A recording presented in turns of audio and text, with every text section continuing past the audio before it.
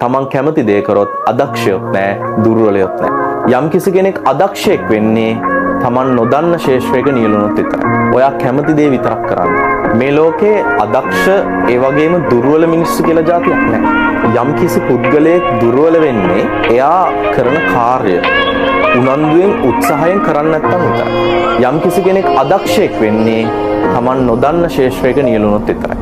ඔයා ඉස්සරහට යනවා නම්, අනාගතේ ඉදිරියට යනවා නම් ඔයා කැමති දේ විතරක් කරන්න. අනිත් අය කියන දේවල් නෙවෙයි, තමන්ගේ හිතට එකඟව තමන් කැමති දේ කරන්න. ඔයාගේ ජීවිතේ අනිත් අය කියන දේවල් අහලා ආපස්සට ගන්න එපා. ඔයා කැමති දේ කරලා ඉස්සරහටම යන්න.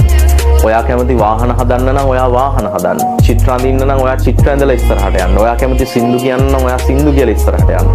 තමන් කැමති දේ කරොත් අදක්ෂයොත් නැහැ, දුර්වලයොත් නැහැ. ඒක උනන්දුවෙන් කරන්න. ඒක තමයි දියුණුවේ රහස. තමන් කැමති දේ කරොත් අදක්ෂයොත් නැහැ, දුර්වලයොත් නැහැ. යම් කිසි කෙනෙක් අදක්ෂයෙක් වෙන්නේ තමන් නොදන්න ශේෂ්ත්‍රයක නියැලුණොත්